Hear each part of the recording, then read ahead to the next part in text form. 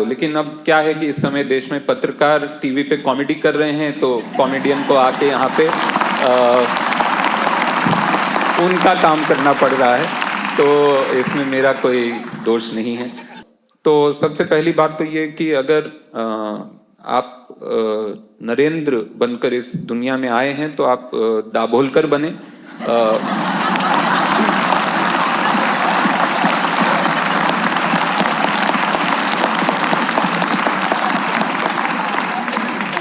और किसी तरह के बनने से आप वहां तक नहीं पहुंच पाएंगे। दूसरा ये कि आज जैसा कि हम लोग यहाँ पे doctor Dabholkar annual memorial lecture के लिए आज एकत्रित हुए हैं। डॉक्टर दाभोलकर को अपने विचारों के लिए, अपनी सामाजिक चेतना के लिए और रैशनल थिंकिंग और अपनी वैज्ञानिक चेतना के लिए उनकी हत्या की गई। उनकी हत्या करने के लिए जो लोग आए वो बहुत परेशान थे उनसे, वो बहुत व्यथित थे कि कोई इंसान ये कैसे कह सकता है कि विज्ञान अंधश्रद्धा से बड़ा है, जबकि कोई बहुत रैडिकल बात नहीं है किसी भी समाज के लिए। ये कोई बहुत ऐसी भयंकर रेवोल्यूशनरी बात नहीं है ये कहना कि विज्ञान आस्था से या प्रसुप्त आस्था से बड़ा है। वो लोग ये मानते थे कि विज्ञान बड़ा नहीं है, आस्था बहुत बड़ी है। विज्ञान उसके सामने कुछ नहीं है, विज्ञान एक तुच्छ सी चीज है, आस्था बहुत बड़ी है। और अपनी बात प्रूव करने के लिए वो एक बंदूक लेकर आए। Gun powder 9th century China में वैज्ञानिकों ने बनाया। गन 12वीं सेंचुरी चाइना में कुछ और वैज्ञानिकों ने बनाई। 300 साल गन पाउडर था, गन नहीं थी। मुझे नहीं पता क्या कर रहे थे वो गन पाउडर का। किसी ने कहा होगा कि ये शब्द है गन पाउडर, इसमें पाउडर तो है हमारे पास, ये गन क्या होता है? तो किसी ने कहा होगा ये बनानी पड़ेगी, फिर उन्होंने बनाई। 12वीं सेंचुरी में गन बनी, उसका इस्तेमाल शुरू हुआ। 16वीं सदी में हिंदुस्तान में मंगोल लोग बंदूक लेकर आए। गोली मारने में और भी बहुत सारा विज्ञान लगता है। प्रोजेक्टाइल मोशन की समझ होनी चाहिए, काइनेटिक्स की समझ होनी चाहिए, थर्मोडायनेमिक्स की समझ होनी चाहिए, माइनिंग इंजीनियरिंग, फाउंड्री, और अल्टीमेटली आपके दिमाग के जो केमिकल हैं उनका एक इम्बैलेंस कोई क्रिएट करता है वैज्ञानिक पद्धति से, जिससे कि आपके अंदर इतना गुस्सा आए कि आप एक अहिंसक, एक वैज्ञानिक महात्मा की हत्या करें। तो वो इतना सारा विज्ञान अपने जेब में, अपने हाथ में, अपने दिमाग में लेकर आए ये बताने के लिए कि विज्ञान कुछ नहीं है। तो ये एक तरह से अपनी जान देकर भी डॉक्टर दाभोलकर ये प्रूव कर गए कि विज्ञान से ऊपर कुछ नहीं है। और उसके लिए मुझे लगता है हमेशा उनकी कही हुई बातें। और एक और चीज है, हत्यारे ना कभी ये नहीं समझ पाते हैं, कोई हत्यारा आज तक नहीं समझ पाया है जिसने भी किसी को उसके विचारों के लिए मारा है, वो आज तक नहीं समझ पाए हैं कि गोली से वो विचार नहीं मिटते, बल्कि वो और बोल्ड और अंडरलाइन हो जाते हैं। लोग उनको दोबारा बार बार जाकर पढ़ते हैं, बार बार जाकर सुनते हैं, बार बार उस रास्ते पर चलना चाहते हैं। तो बंदूक जो वो सोचते हैं एक इरेजर है, वो असल में एक परमानेंट मार्कर है, वो जानते नहीं हैं। ये जो क्लैश है फेथ और साइंस का, ये क्लैश कहाँ से आया है, ये क्लैश क्यों आया है, इस पे हम बहुत सारी मैं बातें करूंगा। लेकिन एक जो बेसिक डिफरेंस है मेरा मानना है, फेथ जो है हमेशा से, और फेथ का जो कॉमर्शियल वर्जन है जिसको कि हम धर्म कहते हैं, वो एक तरह की दुनिया की पहली एमवे स्कीम है, पहली पिरामिड स्कीम, जिसमें आप जितने रिक्रूट लाएंगे आप उतने पावरफुल होंगे, और जो जितना ऊपर होगा वो उतना पावरफुल होता जाएगा, नीचे वाले उतने पावरफुल नहीं होंगे। आपका काम है और रिक्रूट लाना, आपको 4 लोगों को जाके बताना है कि ये बहुत बढ़िया स्कीम है गुरु, इसमें ना बहुत पैसा मिलता है। और तुम कैसे मिलता है, तुम और 4 को पकड़ के लाओगे तो मिलेगा। तो जो फेथ है, इसने ये दुनिया की पहली एमवे स्कीम है और विज्ञान क्या है? विज्ञान आपके बगल की किराने की दुकान है। वहां पे आपको जो चाहिए, जैसा चाहिए आप वो ले सकते हैं। नहीं पसंद आएगा आप छोड़ सकते हैं। आप सवाल पूछ सकते हैं कि यार ये चावल में इस बार पिस्सू दिख रहा है, तो बोलेगा अच्छा ठीक है अगली बार थोड़ा सही लाएंगे। आप कोई सामान लाएं, आप बोल सकते हैं कि ये अच्छा नहीं था। आप कोई सामान लाएं, बोले कि बहुत बढ़िया था अगली बार यही लाना। तो वहां पे सवाल पूछने से वो मजबूत होता है वो रिश्ता। और एमवे जैसी स्कीम में सवाल पूछने से वो रिश्ता कमजोर होता है। और क्यों फेथ बड़ा हो जाता है हमारी सोसाइटी में खास करके? क्योंकि हमको बचपन से एक ही चीज सिखाई गई है, सवाल मत पूछो। आपको बताया जाता है जो भी बड़े बोल रहे हैं, बड़े हमेशा सही हैं। बड़े आपको थप्पड़ मार रहे हैं तो आपके भले के लिए मार रहे हैं। बड़े आपको बाथरूम में बंद कर रहे हैं तो आपके भले के लिए कर रहे हैं। बड़े आपको कोई चीज नहीं दे रहे हैं तो आपके भले के लिए कर रहे हैं।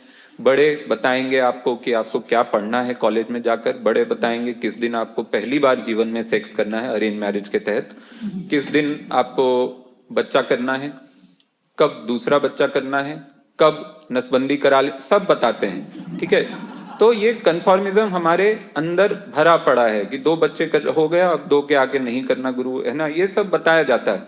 तो कन्फॉर्मिज्म हमारे एक तरह से जीन बदलना बड़ा मुश्किल है, लाखों साल लगते हैं, लेकिन मुझे लगता है हमारे जेनेटिक स्ट्रक्चर ही बदल दिए गए हैं सिर्फ कन्फॉर्मिज्म के नाम पे। तो हम लोग बड़े ही कन्फॉर्मिस्ट हैं। जब मुक्ता जी ने मुझे अप्रोच किया कि आप यहाँ बात कीजिए आकर, तो मुझे पता चला कि जावेद अख्तर साहब यहाँ बात कर चुके हैं। तो जावेद अख्तर साहब का मैंने जो लेक्चर यहाँ था वो मैंने देखा वीडियो पे। कितने लोगों ने वो देखा है जावेद साहब का? और आप लोग लाइव देखा था आपने कि वीडियो पे देखा है? लाइव देखा था तब तो बहुत पूरा आप भूल गए होंगे। तो मैं उसमें से कुछ कुछ चीजें चुरा कर वापस डालने वाला हूँ। मैं बस ये बता रहा था कि उसमें से बहुत सारी बातें हैं जो मुझे इतनी प्रभावित की कि मुझे लगा कि वो चीजें मैं कहीं कहीं हो सकता है जाने अनजाने वो आएंगी। एक दो चीजें तो जानकर ही आएंगी, एक दो चीजें ऐसी होंगी जो कहीं किसी विचार से जुड़ जाएंगी तो मैं बता दूंगा। तो जावेद साहब ने जो बात की थी वो बहुत ही कमाल थी, और उससे पहले तक मैं नहीं समझ पा रहा था कि मुझे यहाँ बुलाया गया है, मैं क्या बोलूँगा। और धन्यवाद मुक्ता जी का भी कि मुझे यहाँ बुलाया, और अंधश्रद्धा निर्मूलन समिति का भी कि मुझे यहाँ बुलाया गया। तो ये जो अब व्याख्यान है ये 3 हिस्सों में है। पहला हिस्सा है मेरी अपनी जर्नी, मेरा अपना सफर बचपन का, कहाँ से ये जो जिज्ञासा में जीवन है, तो जिज्ञासा मेरे जीवन में कहाँ से आई, कहाँ से शुरू होकर मैं यहाँ पहुंचा जहाँ पर मेरे अंदर ये सवाल आए, ये जिज्ञासा आई कि आस्था है क्या और विज्ञान है क्या। तो पहला हिस्सा वो है जहाँ पे मैं अपनी एक पर्सनल जर्नी की बात करूंगा। दूसरा हिस्सा है कि ये जो आस्था और विज्ञान का जो एक क्लैश है, ये क्या सिर्फ क्लैश है कि ऐसा भी है कि ये दोनों एक दूसरे के पूरक हैं कहीं, और किस तरह से पूरक हैं, किस तरह से साथ चल सकते हैं। तीसरा हिस्सा जो है वो जो आखिरी हिस्सा है इस व्याख्यान का, वो ये है कि एक आर्टिस्ट की क्या रिस्पॉन्सिबिलिटी होनी चाहिए समाज में, एक कलाकार किस तरह से इस समाज में रैशनल थिंकिंग का सपोर्ट कर सकता है, उसको बढ़ावा दे सकता है, उसको पहुंचा सकता है लोगों तक अपनी कला के जरिए। तो ये तीसरा हिस्सा होगा। तो पहला हिस्सा जो है बचपन, तो ज्यादातर भारतीयों की तरह मेरा जन्म भी एक साधारण बिलीवर फैमिली जिसको कह सकते हैं, जिसमें कि भगवान की प्रतिमाएं होती हैं। जब भी कोई बच्चा कुछ गलत करता है तो भगवान की कसम दिलाई जाती है, और भगवान एक बहुत ही प्रकट कॉन्सेप्ट होते हैं हमारे आसपास।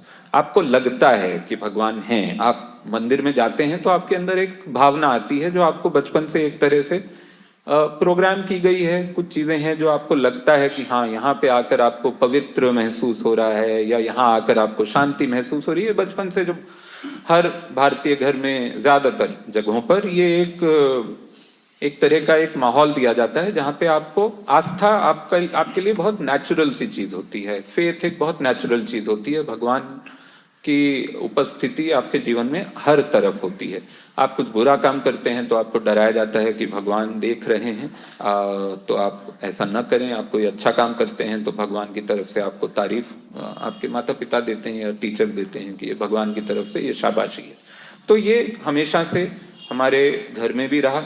और साथ ही साथ क्योंकि मुझे कहानियों का बड़ा शौक था तो माइथोलॉजी पढ़ना, हमारी जो धार्मिक कथाएं हैं, माइथोलॉजिकल टेल्स हैं, वो पढ़ना, उसमें एक तरह का आनंद आता था। उसमें एक तरह के चित्र बनते थे दिमाग में कि हाँ इस तरह के भगवान होते हैं।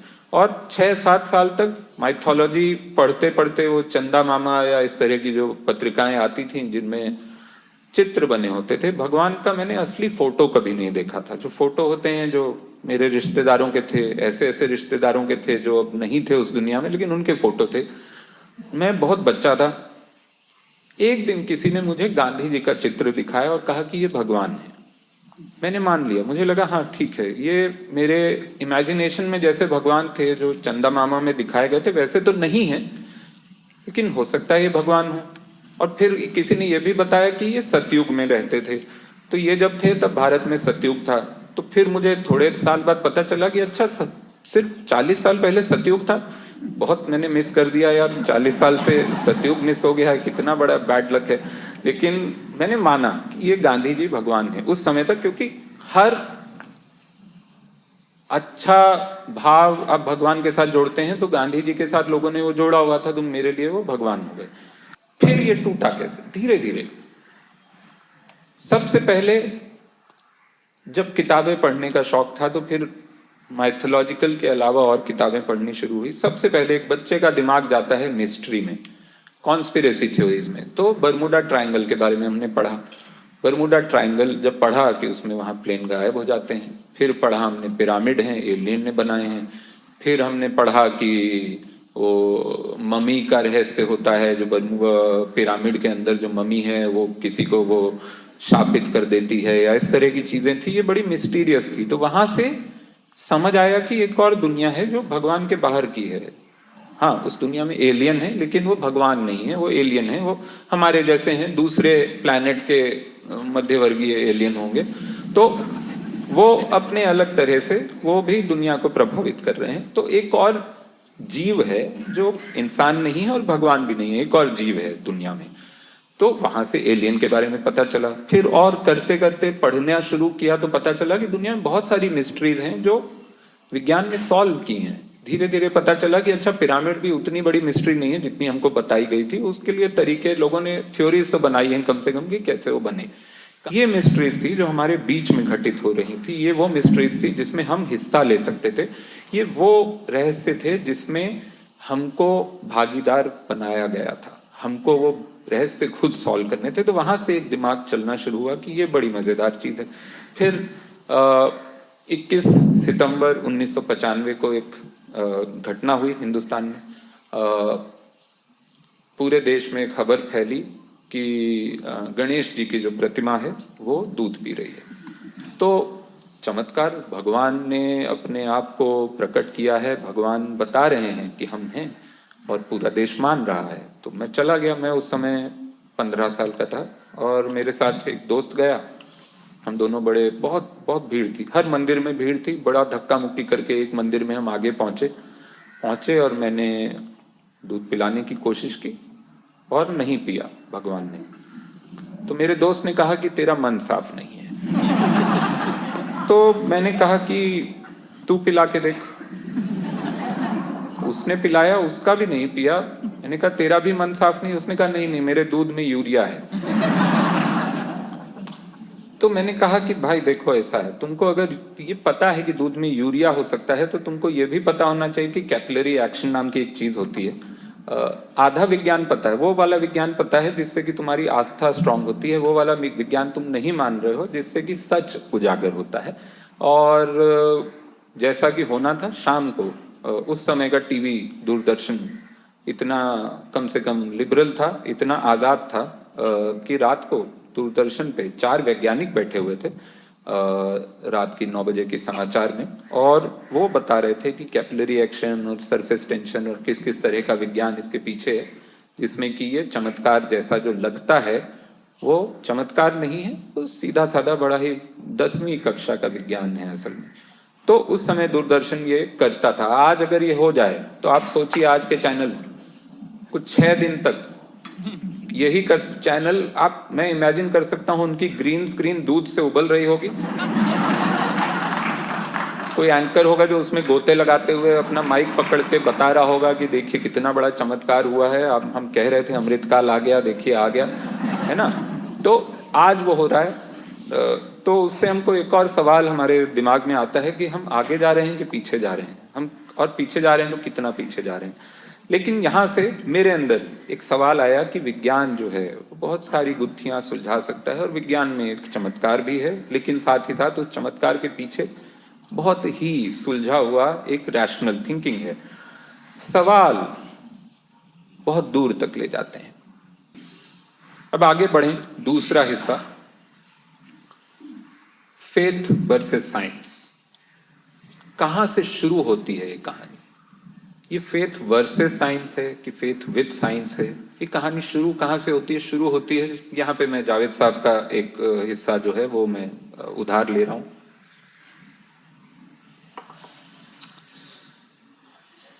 शुरू हुई बात कुछ लाख साल पहले, जब हम नहीं थे, जब मानव स्पीशीज नहीं थी। चिंपैंजी थे हमारे नियरेस्ट जो भी एंसेस्टर हैं, चिंपैंजी, गोरिल्ला, बेसिकली ये जो सिमियन शायद उनको कहा जाता है, सिमियन स्पीशीज।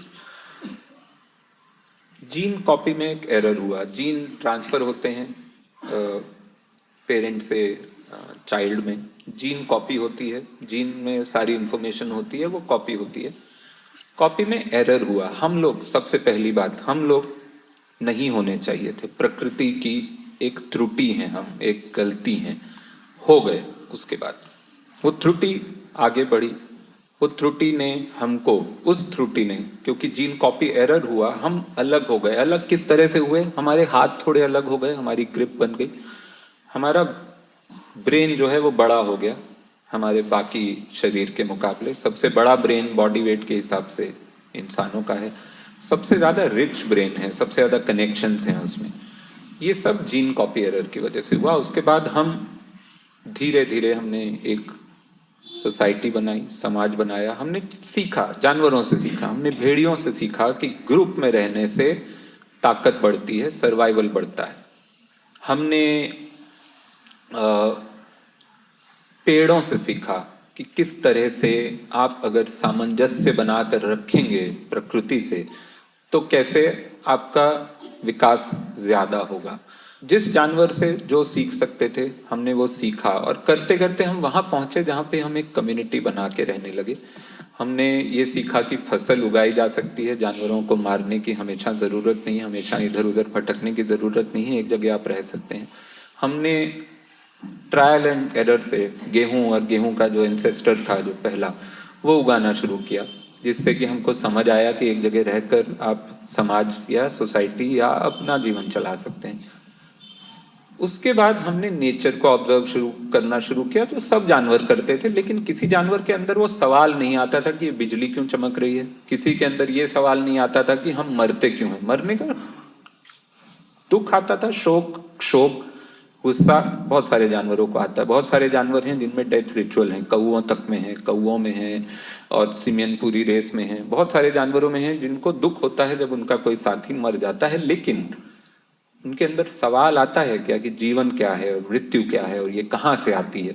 ये सवाल हमारे अंदर आए क्योंकि हमारा ब्रेन बड़ा हो चुका था, हमारे ब्रेन के अंदर कनेक्शंस थे जो चीज़ों को बहुत जल्दी सीख लेते थे, पास डाउन कर देते थे इन्फॉर्मेशन। हमारी इन्फॉर्मेशन जो बाकी जानवरों की जो इन्फॉर्मेशन होती है वो सिर्फ एक जनरेशन ट्रांसफर होती है, कई जनरेशन होती है, लेकिन वो बहुत ही बेसिक ट्रेंड्स होते हैं। जो पिछली जनरेशन में सीखा है वो हम आगे पास करने लगे, उसमें बहुत सारे कॉन्शियस सवाल थे, वो सवाल हमको परेशान करने लगे। उन सवालों से हमने सबसे पहली आस्था जोड़ी। हमारे पास सवाल बहुत थे, जवाब नहीं थे। जवाब जब नहीं थे तो दो तरह के लोग आए, एक वो जो उन सवालों का जवाब ढूंढने लगे, एक वो जो उन सवालों का जवाब ढूंढने का नाटक थोड़ा सा भारी शब्द है। अब क्या जरूरत थी उनकी वो नहीं कहा जा सकता। नाटक में ऐसा लगता है कि हाँ वो बहुत ही चालू थे, जरूरी नहीं वैसे होंगे। लेकिन जरूर उन्होंने जवाब देने शुरू किए। उन्होंने कहा कि वो कम्युनिकेट कर सकते हैं एक दूसरी दुनिया से, और उनको पता है कि ये क्या है। उनको पता है कि ये सब अलग अलग तरह के भगवान हैं, और ये भगवान कभी हमको सजा देते हैं, ये भगवान कभी हमको इनाम देते हैं। तो आस्था ने समाज को जोड़ा, क्योंकि समाज को उस समय जब आपके पास बहुत सारे सवाल हों तो आपको कोई भी जवाब अच्छा लगता है, कम से कम वो डेफिनेटिव जवाब हो, कोई हो जो आपको बता दे कि ये सही है और ये गलत है। आपको उसके आगे नहीं सोचना है। आपके पास और बहुत सारी चीजें हैं सोचने के लिए। आपको गेहूं उगानी है, आपको शेर से बचना है, आपको देखना है कि आपका जो बच्चा है जो कुपोषण से कहीं उसको कुछ हो ना जाए। तो इस तरह के बहुत सारे सवाल थे उन सब के बीच में। इसलिए हमेशा से, बहुत सालों से, जब से भी ये हम पुरानी सिविलाइजेशन जितनी भी हम जानते हैं, आज से 5000 साल पहले की भी, उनमें भी शामन या प्रीस्ट या पुजारी का दर्जा बहुत ऊपर है। आप इजिप्ट में जाकर देखें तो सबसे ऊंचा दर्जा राजा के बाद उन्हीं का होता था, क्योंकि वो कम्युनिकेट करते थे, या वो कहते थे कि वो कम्युनिकेट करते हैं। उन्होंने जवाब देने शुरू किए। साथ ही साथ उन्होंने ही करीब करीब शायद पिछले 400 साल पहले तक चर्च, टेम्पल, मॉस्क, सब जगह से साथ में साइंटिफिक रिसर्च को फंड किया जाता था। हर सिविलाइजेशन ने किया है। आप आर्यभट्ट देख लें, आप अल अल ख्वारिज्मी देख लें जिन्होंने अलजेब्रा बनाया, आप माइकल एंजेलो देख लें जिनका एक तरह का सिस्टीन चैपल जो है, या लियोनार्डो डा विंची देख लें, या गैलीलियो या कोपरनिकस। ये सब अपने अपने धर्म के संस्थानों के साथ जुड़े थे। उन धार्मिक संस्थानों ने इनको फंड किया। तो एक समय था जब आस्था के पास जवाब थे, लेकिन उनको भी शायद पता था कि इससे बेहतर जवाब हो सकते हैं, या हमारे जवाबों को सपोर्ट करने के लिए ये इंसान आ सकते हैं। जैसे कि एक समय पर ये माना गया कि पृथ्वी जो है वो फ्लैट है, वो गोल नहीं है, और उसको खोजने के लिए या उसको प्रूव करने के लिए लोग निकले। कुछ लोग प्रूव करने के लिए निकले, कुछ लोग डिसप्रूव करने के लिए निकले। एक का ही सच हो सकता था, और जो प्रूव करने के लिए निकले कि पृथ्वी सच में गोलाकार नहीं है और एक फ्लैट है, और ये एक जगह जाकर आप गिर जाएंगे। तो वो लोग घर से एकदम ऐसा गले वले मिल के निकले कि हम तो वापस नहीं आएंगे, हम गिर जाएंगे लेकिन हम एक खोज करके गिरेंगे। तो हमारे नाम पे जो भी होगा, पृथ्वी का नाम है ना, अगर मेरा नाम जो भी एक कोलंबस है, तो पृथ्वी का नाम कोलंबस फ्लैट अर्थ रख देना अगर मैं गिर गया तो इस तरह के सपने लेकर वो चले थे। लेकिन धीरे धीरे विज्ञान साथ में, विज्ञान जो कि एक बालक था जिसको कि फेथ ने बड़ा किया, विज्ञान कंधे से कंधा मिलाकर चलने लगा, विज्ञान से क्लैश होने लगे। एक टाइम पे फेथ ने उनको बोला कि अब तुम अपनी हद से बाहर जा रहे हो, तुमको सिखाना पड़ेगा। बहुत लोगों ने फिर वापस अपने शब्द वापस लिए, या अड़े या लड़े रहे, और फिर कईयों को बहुत तरह तरह की चीज़ें झेलनी पड़ी, बहुतों को मृत्यु दंड दिया गया। पर चीजें बदली पिछले 300-400 साल में। पिछले 300-400 साल में कुछ चीजें हुई जिसके लिए आस्था तैयार नहीं थी। एंटीबायोटिक्स, सर्जरी, इंडस्ट्रियल रेवोल्यूशन, और उसके अलावा जो भी आज हम जिसको मानते हैं कि कम्युनिकेशन की दुनिया, या एयरप्लेन या यातायात के साधन जो बढ़े, इन सब चीज़ों ने अचानक से विज्ञान को बहुत बड़ा बना दिया। तो इस समय जो आप क्लैश देख रहे हैं, जो पूरी दुनिया में चल रही है, सिर्फ हमारे देश में नहीं चल रही है, बहुत बड़ी क्लैश है इस समय, जो जिसको लोग बोलते हैं क्लैश ऑफ सिविलाइजेशन, बहुत लोग बोल रहे हैं। लेकिन मेरे हिसाब से ये clash of two basic beliefs है जो दोनों हमारे अंदर हैं, और वो दोनों कॉन्फ्लिक्ट सिर्फ बाहर नहीं चल रहे हैं। ऐसा नहीं है कि एक संस्थान दूसरे संस्थान से लड़ रहा है, हमारे अंदर हम लोग हर रोज लड़ रहे हैं। और ये क्लैश हमारी उन दो चीज़ों का है, उन दो चेतनाओं का है जिससे हम बने हैं, जिससे हम आज से 30,000 साल पहले या 50,000 साल पहले जो निएंडरथल पहला होमोसेपियन बना, उसकी जो शुरुआत थी और उसके अंदर जो कॉन्फ्लिक्ट था, वो अब जाकर खुलकर सामने आया है। अब तक वो कॉन्फ्लिक्ट बड़ा शांत था, अब तक क्योंकि हम लोग बहुत सारी और चीज़ों में उलझे हुए थे। अब जाकर हमारे अंदर विज्ञान ने और आस्था ने, दोनों ने खुलकर यह आवाज़ अंदर से लगानी शुरू की है कि मैं हूँ इंसान, तुम नहीं हो दूसरे वाले को कहना, तो वहां पे आकर हम अटके हैं। और इसके साथ ही अब जो दो तीन चीजें जो जावेद साहब ने, यहाँ मेरा जो पर्सनल व्यू है आस्था को लेकर, खास करके ऑर्गेनाइज्ड आस्था या ऑर्गेनाइज्ड रिलीजन जिसको कहते हैं, इसमें बहुत सारे पैराडॉक्स हैं। एक है सबसे पहला जो जावेद साहब ने बात की थी, हायर एनर्जी।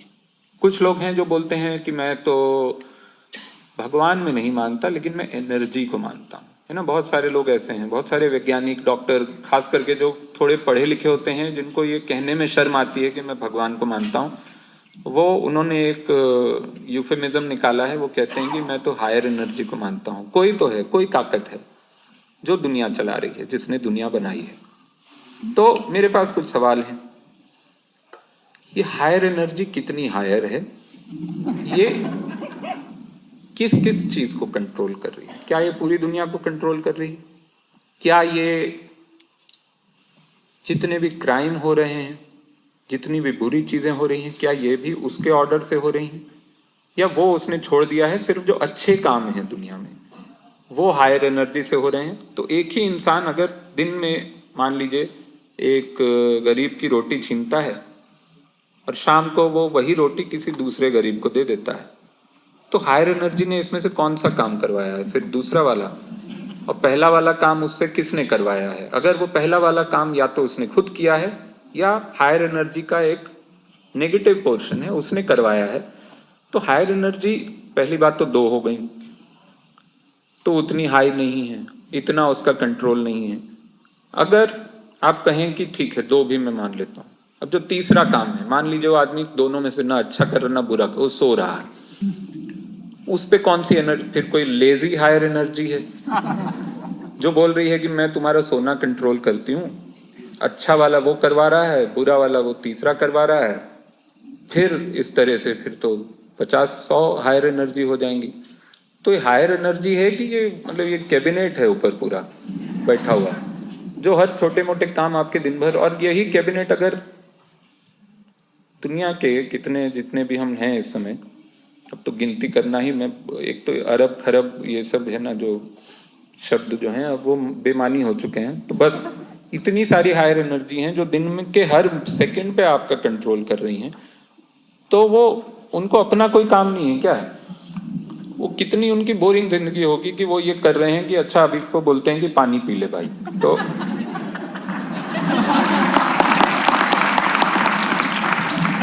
तेरा गला सूख रहा है, पानी पी। तो ये किस तरह की हायर एनर्जी? पहली बात तो ये है। दूसरा जो सेंट्रल पैराडॉक्स है किसी भी धर्म का, ऑर्गेनाइज रिलीजन का एक सेंट्रल पैराडॉक्स है जिसका जवाब आज तक कोई नहीं दे पाया। मैंने बहुतों से पूछा है, उन लोगों से जो हिंसक नहीं है, वरना मैं आपके सामने नहीं खड़ा होता। तो बहुत सोच समझ के पूछता हूँ मैं पहले टेस्ट करता हूँ कि हिंसक तो नहीं है। तो वो टेस्ट मैं आपको नहीं बताऊंगा। तो जो सेंट्रल पैराडॉक्स है हर ऑर्गेनाइज रिलीजन का, वो ये है कि आप कहते हैं कि हमारे भगवान ने पूरी दुनिया बनाई, दुनिया का एक एक पत्ता बनाया। यहाँ तक कि सिर्फ इस प्लैनेट पे नहीं, दूसरे भी पूरे ब्रह्मांड में, पूरे यूनिवर्स में जितने भी प्लैनेट हैं, जितने भी तारे हैं, जितने भी जो देख सकते हैं हम, जो नहीं देख सकते हैं, हवा, जमीन, पानी, सब बनाया है हमारे भगवान ने। तो फिर तुम दूसरे इंसान से नफरत कैसे करते हो ये बोल के कि वो दूसरे धर्म का है? ये कैसे हुआ? उसको भी तो तुम्हारे भगवान ने बनाया होगा। वो या तुम ये कह रहे हो कि तुम्हारे भगवान ने सिर्फ तुम्हारे धर्म के लोग बनाए हैं, तो फिर वही आ गया कि दूसरे धर्म के भी एक भगवान है ऊपर, उन्होंने अपने धर्म के लोग बनाए हैं। तो भगवान जो हैं बहुत सारे, उन्होंने ज्योग्राफिकल एरिया बांटा हुआ है, सिर्फ देश के हिसाब से नहीं, शहर के हिसाब से नहीं, मोहल्ले के हिसाब से नहीं, मार्केट के एक ही मॉल में। तो ये चल क्या रहा है? अगर आप मानते हैं, और अगर आप, मैं आपकी आस्था की पूरी इज्जत करता हूं, अगर आप ये मानते हैं कि पूरी दुनिया का हर इंसान आपके भगवान ने बनाया है, उसका मतलब है कि वो जो दूसरे धर्म का इंसान है, आप मान लीजिए आपके भगवान ने बनाया, बस वो कोई और रास्ते से वहां तक जा रहा, तो तो आप उससे नफरत क्यों करते हैं? आप उसको अपने साथ मिलाने की कोशिश, या उसके विरुद्ध किसी भी तरह की खबर आए तो उस पर आप विश्वास कर लें, फेक न्यूज़ आए उस पर विश्वास कर लें, आप उसको तोड़ना चाहें, आप उसको मारना चाहें। ये कैसे हो रहा है? और ये हर धर्म के साथ हो रहा है। हर धर्म ये कह रहा है कि दूसरा वाला ठीक नहीं, हम ठीक, हम बहुत बढ़िया हैं, क्योंकि हमको हमारे भगवान ने बनाया, बनाया उनको भी है लेकिन उतना सही नहीं बनाया है, शायद हम ठीक कर देंगे। तो ये जो पैराडॉक्स है, इससे एक चीज खुल के सामने आती है। लोग कहते हैं कि God has created us in his और हर इमेज, भगवान ने हमको बनाया है अपनी ही छवि में।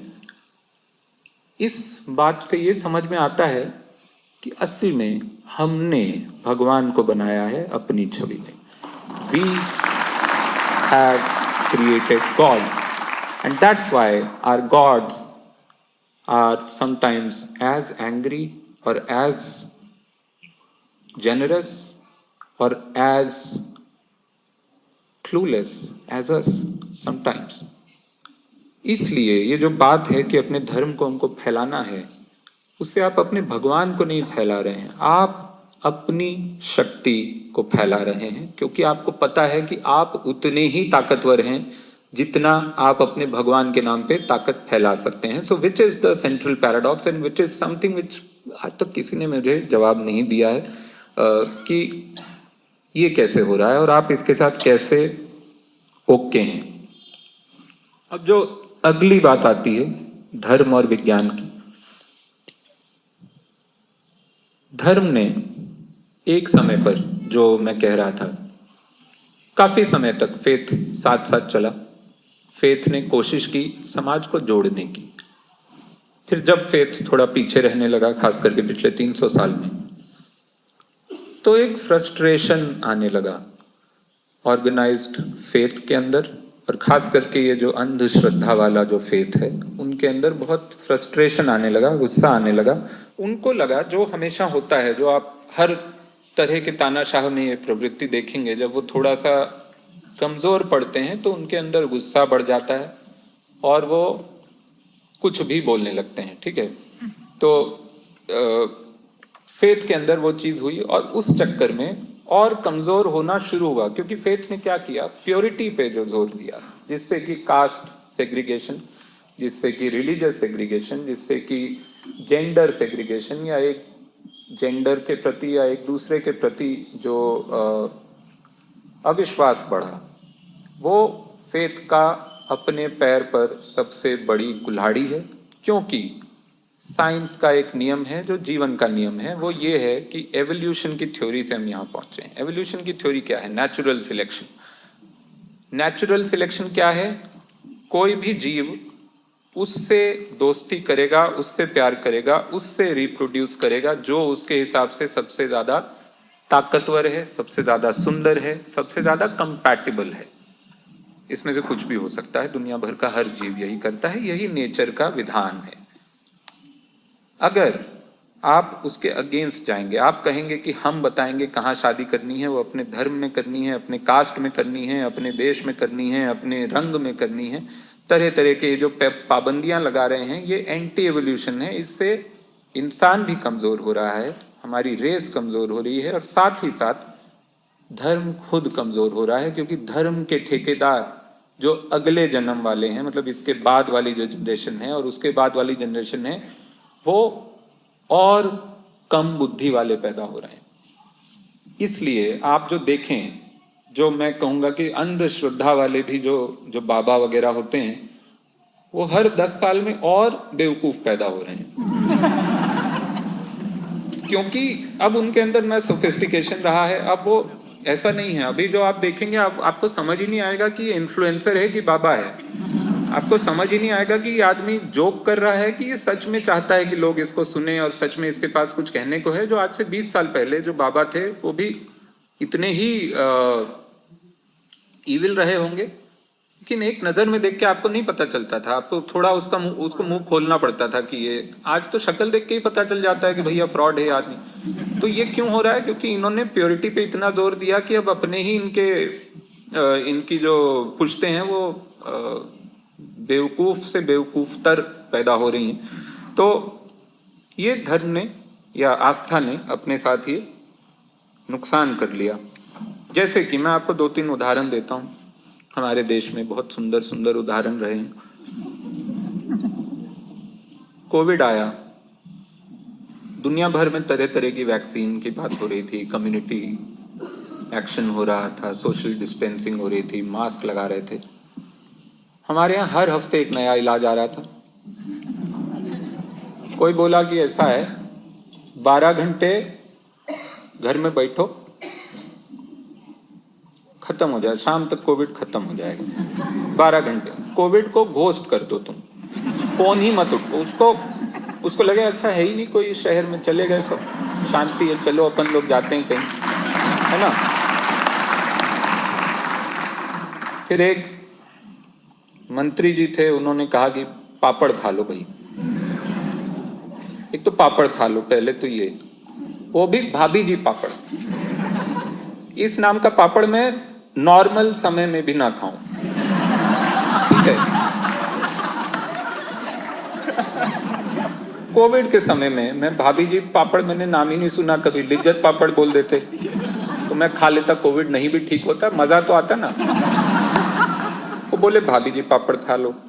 फिर एक बोले कि ऐसा है मिट्टी में लौट जाओ, एक बोले गोबर लगा लो, एक बोले मिट्टी में, कीचड़ में लौट जाओ। कीचड़ में ना वो इतनी ताकत होती है मिट्टी में, हमारी मिट्टी में इतनी ताकत है कि उससे फिर वो कोरोना जो है वो अंदर नहीं आएगा। एक कमाल की कहानी है, ये सच है।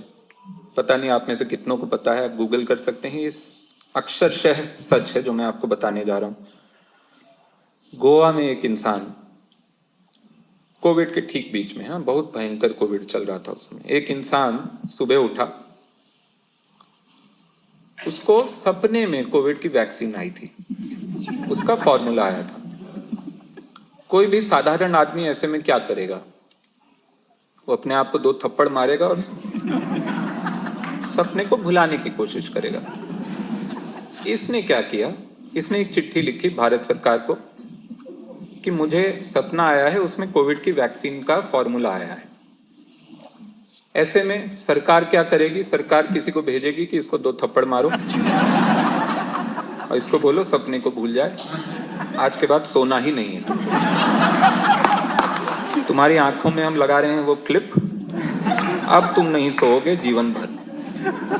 सरकार ने क्या किया आप सोचिए, सरकार ने आयुष मिनिस्टर को भेजा।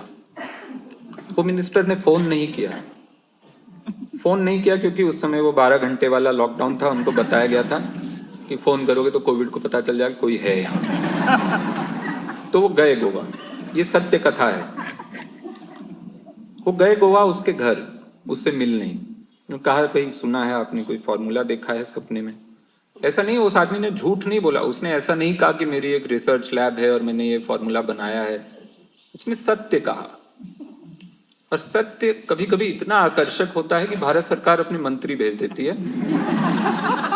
वो चले गए, उन्होंने पूछा अच्छा भैया क्या फॉर्मूला है, उन्होंने बताया कि देखिए ऐसा है, फॉर्मूला बड़ा अच्छा है, इसमें थोड़ा नींबू निचोड़िए, अदरक का जूस, लहसुन का जूस, थोड़ा हल्दी, थोड़ा कड़ी पत्ता, थोड़ा धनिया, पुदीना, बेसिकली जो जो फ्री मिलता है ना उसने डाल दिया। वो गोवा में था, उसने बेसिकली हॉट टॉडी में से रम निकाल दी।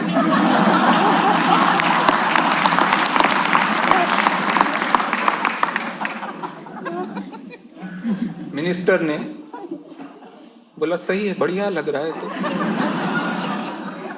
इसमें क्या ही बुरा होगा, अच्छा है चलो टेस्ट कर लेते हैं। तो वो भेजा गया, सरकार ने वो लैब में भेजा वो फॉर्मूला टेस्ट करने। ये पूरा पूरा सच है, इसमें कुछ भी झूठ नहीं, ये हुआ कोविड के बीच में।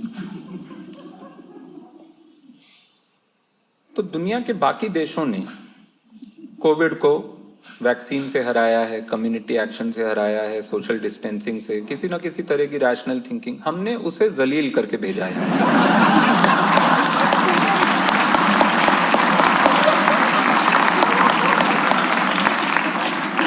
कोविड की जो सुबह जूम कॉल होती होगी वायरस के आपस में, जिसमें उनका जो ग्लोबल हेड है वो बताता होगा देखो ऐसा है। आपने घबराना नहीं है, आज कुछ भी हो सकता, आज हो सकता है ये लोग वैक्सीन बना लें, बड़े दिनों से ट्राई कर रहे हैं, हो सकता है तुम में से 10-12 को वैक्सीन लग जाए, तुम मर जाओ, लेकिन हमको ये दुनिया पे कब्जा करना है, हमको डरना नहीं है, कुछ भी हो जाए हमको डरना नहीं है। यस बॉस, वो 50 विंडो खुले हुए हैं जूम पे, और शाम को वही जूम कॉल हो रही है, उसमें वो 50 के 50 जो हैं वो कीचड़ में लिथड़े हुए बोल रहे हैं बॉस आपने कहा था वैक्सीन। ये आदमी मिट्टी में लौट के पापड़ खा रहा है, कच्चा पापड़ है वो, और इसने मेरे ऊपर अदरक का और लहसुन का जूस निचोड़ दिया है। मैं नहीं रह सकता इस देश में, हमको यहाँ से निकाल लो भैया। हाँ, हम कहीं भी चले, हम वैक्सीन के लिए तैयार हैं। हमको तुम एस्ट्राजेनिका की जो लैब है, उस लैब में जो वैट है जिसके अंदर ये वैक्सीन बन रही, उसमें डाल दो, मैं कीचड़ नहीं सह सकता। तो इस तरह से हमने कोविड को भगाया यहाँ से। अब जो आखिरी हिस्सा है, आर्टिस्ट की क्या जिम्मेदारी है ऐसे समय में। आर्टिस्ट क्या कर सकता है? बहुत सारी चीजें कर सकता है। सबसे पहली बात, फिर से मैं ओरिजिन ऑफ ह्यूमैनिटी पे जाता हूँ। एक जीन जो होता है, जीन कॉपी एरर से जो आया है, जीन का काम क्या है, हमारा काम क्या है, हम सब इस दुनिया में क्यों हैं। बहुत सारे हमारे पर्पस हैं, हम लोगों ने ढूंढ लिए हैं। हमारा पर्पस है आर्ट बनाना, हमारा पर्पस है फसल उगाना, हमारा पर्पस है सभ्य समझदार रैशनल लोगों को चुप कराना, हमारा पर्पस है मिनिस्टर को गोवा भेजना किसी के सपने के लिए। एक मार्टिन लूथर किंग थे जूनियर, जिन्होंने कहा था आई हैव अ ड्रीम, और एक ये है गोवा वाला। दो लोग हैं दुनिया में जिनको सपने आए, उसमें से एक के सपने ने दुनिया को बदला और एक के सपने ने मिनिस्ट्री को बदल दिया, बट बहुत बढ़िया। पर जीन का काम क्या है? जीन का काम एक ही है। जीन में हार्ड कोडेड क्या चीज है? कोई भी चीज। जीन में ना विज्ञान हार्ड कोडेड है, ना आस्था हार्ड कोडेड है। जीन में सिर्फ एक चीज हार्ड कोडेड है, survival and multiplication. Basically multiplication, survival उसका सेकेंड पार्ट है। मल्टीप्लिकेशन, जीन क्या चाहता है, मैं फैलूं। ये चीज क्यों है उसके अंदर, ये अभी भी वैज्ञानिक नहीं बता पाए हैं, लेकिन वो खोज रहे हैं। विज्ञान की सबसे बढ़िया बात क्या है, वो हमेशा खोजता है, हमेशा सवाल पूछता है। विज्ञान जैसे कि faith is a journey from doubt से शुरू होती है, बट जवाब मिलता है। डाउट से क्लैरिटी का सफर है फेथ। विज्ञान क्या है? डाउट से बड़े डाउट का सफर है, बड़े डाउट से और बड़े डाउट का सफर है। इसलिए वो मुश्किल है, इसलिए वो सोचने में लगता है कि इतनी मेहनत कौन करेगा यार, काहे इतना सवाल पूछें। वो बोल रहा है ना कि हो गया, ठीक है, बैठ जाओ घर पे, भगवान ने ही बनाया है, भगवान ने दिया है, भगवान ने ले लिया, बात खत्म हो गई। विज्ञान जो है ये क्या करता है और क्यों करता है? क्योंकि जीन के अंदर ये हार्ड कोडेड है, सर्वाइवल, मल्टीप्लिकेशन। मल्टीप्लिकेशन किन चीजों पे निर्भर करता है? 4 बहुत बड़ी चीजों पे निर्भर करता है। पहला ये है कि ये जो आसपास हो रहा है, कहीं ये हमारे लिए खतरा तो नहीं है। जहां से इंसान ने पहला सवाल शुरू किया कि ये बिजली से हमको खतरा तो नहीं है, ये जो पौधा है ये खाने से मैं मर तो नहीं जाऊंगा। ये खतरा जो है, जो हमारी हर चीज में हार्ड कोडेड है, हर एनिमल में, जो रेप्टिलियन ब्रेन जिसको हम कहते हैं, फाइट और फ्लाइट, वो आज भी है। अभी यहाँ पे जरा सा मान लीजिए, यहाँ पे ये माइक ही गिर जाए या ये टेबल गिर जाए, अचानक से हम में से बहुत लोगों को झटका लगेगा, ठीक है, हम लोग डर जाएंगे। भले ही वो बहुत दूर गिर रहा है, आपके ऊपर नहीं गिर रहा है, आप डरेंगे, क्योंकि हमारे अंदर वो जीन ने कहा है ये खतरा है। कोई भी चीज गिर रही है, बहुत नजदीक में गिर रही है तो भी खतरा है। हमारे अंदर जीन ने वो चीज दी है, सर्वाइवल इंस्टिंक्ट, मल्टीप्लिकेशन। तो पहला हमको क्या चाहिए? हमको जवाब चाहिए। We need answers to feel safe on this planet. Second thing we need stories. ये क्यों चाहिए जीन को? क्योंकि स्टोरीज से हमने कम्युनिकेशन करना सीखा। बहुत सारी थ्योरीज हैं जिनमें ये कहा जाता है कि इंसान इंसान बना क्योंकि हम कहानियां सुना सकते थे। कहानियों में हमने इंफॉर्मेशन कोड की, जो बहुत सारे धार्मिक ग्रंथों में भी है। जिस तरह की इंफॉर्मेशन उसमें कोड करके, वो कई बार वाचन परंपरा से आई है, कई बार लिखित परंपरा से आई है, लेकिन वो इंफॉर्मेशन है अगली जनरेशन के लिए। कहानियां बड़ी जरूरी हैं सर्वाइवल के लिए, जीन मल्टीप्लिकेशन के लिए। तीसरी चीज क्या जरूरी है कि कम्युनिटी बिल्डिंग। कम्युनिटी में आप सरवाइव कर सकते हैं। इंसानों ने देखा कि भेड़िए कैसे सरवाइव कर रहे हैं। भेड़िए झुंड में रहते हैं, इसलिए वो शेर से भी नहीं घबराते हैं, उनका पूरा झुंड मिलकर, शेर अकेला चलता है, शेर को भगा देते हैं। भेड़ियों से हमने ये सीखा, भेड़ियों से हमने सही चीजें भी सीखी और गलत भी सीख ली। ये नहीं समझे हम लोग कि भेड़िए जाके ये नहीं बोलते हैं कि जाके हिरन को कि तुम भी भेड़िया बन जाओ, ये नहीं बोलते हैं। हम लोग बोलने लगे, वो हमारा कम्युनिटी का अपना एक स्टूपिड सेंस है। But community, the third thing, community again part of survival. And the fourth thing, very very strange but true, what we need for survival is a sense of surrender. Surrender से क्या होता है? Surrender से हमारी nerves काम होती हैं। हमको लगता है कि हाँ, हम यहाँ बैठ सकते हैं, ये चीज हमको सहारा देती है। वो सरेंडर हमारे लिए बहुत ज्यादा जरूरी है। इसीलिए हमने भगवान, आस्था, धर्म, बहुत सारी चीजें बनाई। लेकिन वही सरेंडर आपको असल में ध्यान से देखें तो विज्ञान देता है, हम बस उसको सरेंडर नहीं मानते। अगर आपको मान लीजिए बुखार हुआ, आप तुरंत पैरासीटामोल लेते हैं, डोलो लेते हैं, जो भी लेते हैं। बहुत, आप गोवा से हैं तो आप जानते हैं, आप नींबू वींबू ले लेते हैं। लेकिन सरेंडर आपको तुरंत आपके अंदर डर नहीं आने देता है। आपको पता है बुखार हो गया, 100 हो गया, 101 हो गया, तुरंत गोली लेंगे, सुबह तक ठीक हो जाएगा। ये सरेंडर है। बहुत सारी विज्ञान की चीजें, आप इस कुर्सी पे बैठे हैं, आपके अंदर ये डर नहीं है कि वो गिर जाएगी, क्योंकि वो वैज्ञानिक तरीके से बनी है। आप यहाँ पे बैठे हैं, ये छत बनी है, आपको कोई भी डर नहीं है किसी भी तरह का। ये सब विज्ञान है। विज्ञान ने हमको ऐसी ऐसी चीजें दी हैं जो हम सोच भी नहीं, कई बार हमको पता भी नहीं चलेगा। यहाँ पे बहुत सारे लोग, मतलब अगर इस धरती पे अब तक, मैं एक रैंडम नंबर बोल रहा हूँ कि मान लीजिए 500 खरब लोग रहे हैं जब से,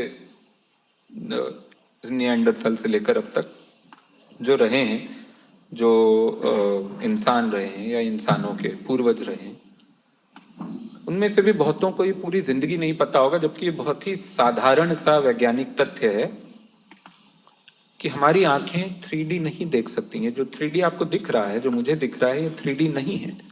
हमारी आंखें सिर्फ 2D देख सकती हैं। ये दो अलग कैमरे हैं। एक कैमरे से कोई भी आप 3D बना सकते हैं क्या? एक कैमरे से आप कोई भी फोटो ले लें, दुनिया भर का कितना भी एडवांस कैमरा हो, क्या वो 3D लगता है? आपको 3D चश्मा लगाना पड़ता है। वो 3D चश्मा जो फिल्म को 3D बनाता है, वो 3D चश्मा हमारे अंदर है, लेकिन वो चश्मा असल में नहीं है। वो चश्मा एक इक्विपमेंट नहीं है। वो चश्मा सिर्फ हमारा ब्रेन है और उसके दो नर्व्स हैं, जो इन दो 2D इमेजेस को, जो दोनों आंखों से दो अलग 2D इमेज बन रहे हैं, उनको वो स्टीरियोस्कोपिक विजन जिसको हम कहते हैं, वो ब्रेन उनको जोड़ के, दो इमेजेस को जोड़ के हमको आभास देता है कि हम 3D इमेज देख रहे हैं। ये कितनी कमाल की साइंस है, ये कितना कमाल का विज्ञान है, लेकिन हम नहीं जानते। लेकिन विज्ञान हमारे अंदर है और उसको हमने सरेंडर, जैसे कि इस विज्ञान को हमने पूरी तरह से, हम इसके सामने नतमस्तक हैं, हमको पता भी नहीं है, इतना ज्यादा हम इसके अंदर हैं कि हम दुनिया को 3D मान रहे हैं। वो सच नहीं है। तो ये चार चीजें जो हैं, जवाब, कहानियां, कम्युनिटी और सरेंडर, ये बहुत जरूरी हैं एक जीवन में आपको नॉर्मल सेफ महसूस करने के लिए, जीन मल्टीप्लिकेशन के लिए। अब आप ध्यान से देखें तो ये दोनों चीजें असल में आस्था भी देती है, विज्ञान भी देता है। ये दोनों, ये चारों चीजें आस्था भी देता है, विज्ञान भी देता है। दोनों अलग अलग तरह से देते हैं। विज्ञान जो देता है, अगर जवाब देता है तो वो मुश्किल जवाब देता है, उसके लिए मेहनत करनी पड़ती है। आस्था जो है आसान जवाब देती है। हर आदमी विज्ञान एक्सेस नहीं कर सकता है। बहुत सारे लोग हैं जो आस्था के थ्रू ही ये चीजें समझते हैं। तो हमको एज आर्टिस्ट आस्था से इंटरैक्ट करते रहना पड़ेगा, उनको बेहतर बनाना पड़ेगा, उनके अंदर रैशनल थिंकिंग लानी पड़ेगी कि आपके पास बहुत बड़ी ताकत है, आपको बहुत लोग सुनते हैं क्योंकि आपके पास जवाब हैं, आपके पास सरेंडर का भाव है। जो लोग खुद आते हैं, अपने आप सर झुका के आपको सुनते हैं, बहुत मन से सुनते हैं, पूरे एक भाव से सुनते हैं कि आप सच कह रहे हैं। आप कुछ भी कहते हैं वो सच मानते हैं। तो आपके पास बहुत बड़ी जिम्मेदारी है। आप उसका सदुपयोग दुरुपयोग जो दोनों कर सकते हैं, लेकिन एज आर्टिस्ट हमारा काम है ये ब्रिज बनाना विज्ञान और आस्था के बीच, क्योंकि विज्ञान अपनी दुनिया में बहुत ज्यादा उलझा हुआ है। विज्ञान के अंदर एक चीज जो मैं मानता हूँ, थोड़ा एरोगेंस भी है। विज्ञान मानता है कि हम बहुत ऊपर हैं और बाकी सब हमसे नीचे है। तो विज्ञान का जो एरोगेंस है वो उसकी टेक्निकल भाषा में भी दिखता है। वैज्ञानिक जो हैं, ठीक है, वो अपनी दुनिया में उलझे हैं, लेकिन उनकी तरफ से बहुत कम मेहनत हुई है उसको जनता तक पहुंचाने की, उसको आम जन तक पहुंचाने की एक साधारण भाषा में। बहुत कम और अब हमारे सिर्फ हमारे देश में नहीं, दुनिया भर में ऐसी ही एस्टैब्लिशमेंट आ गई है जिसका फायदा है ये न पहुंचाने में लोगों तक। तो बहुत सारे वैज्ञानिक संस्थान या आर्टिस्टिक संस्थान भी वो एक तरह से शिकंजे में आ रहे हैं, जिनको कि दबाया जा रहा है ताकि वो ये पहुंचा ना पाए ये बातें, इन दोनों की ये दोस्ती न करा दें, आस्था और विज्ञान की। वो सबसे बड़ा डर है। तो आर्टिस्ट वो काम कर सकता है। और आर्टिस्ट एक और काम कर सकता है, वो है कि लोगों को ये समझाना कि एम्पैथी, कंपैशन, प्यार उतनी ही ताकतवर चीजें हैं जितनी रैशनल थिंकिंग है। अगर आप प्यार से बात करेंगे, अगर आप एम्पैथी से बात करेंगे, अपनी आर्ट में वो लाएंगे। जो एम्पैथी आप भले ही मंटो पढ़ लें, अमृता प्रीतम पढ़ लें, काफका पढ़ लें, जो अलग अलग तरह से दुनिया को देख रहे हैं, अलग अलग तरह से इंसानी कंडीशन को देख रहे हैं, सब में एक कंपैशन है। और वो कंपैशन आपको एक बेहतर इंसान बनाता है। वो आर्ट की ताकत है, क्योंकि आर्ट एक तरह से निर्दलीय होता है। बाकी दोनों अपने अपने तल में हैं। कला जो है और कलाकार जो है वो निर्दलीय है। उसके पास वो ताकत है कि वो कहानी के जरिए बहुत सारी बातें आप तक पहुंचा सकता है, एक तरह से तटस्थ होकर, जिसमें कि लोगों को ये नहीं लगे कि ये कोई एजेंडा लेकर आ रहा है। और आपका एजेंडा कुछ होना भी नहीं चाहिए। आपका एजेंडा ये नहीं होना चाहिए कि मैं इस चीज को उठा दूं और उसको गिरा दूं। आपका एजेंडा ये होना चाहिए कि मानवता उसमें है कि नहीं। और मैं अपनी बात खत्म करूंगा एक ऐसे ही उदाहरण से, जो एक आर्टिस्ट का एक कहानी थी। बहुत फेमस नॉवेल है अल्बर्ट कामू का, द प्लेग नाम से। द प्लेग में एक गांव है, एक टापू है, उसमें प्लेग फैल जाता है, बहुत लोग मर रहे हैं।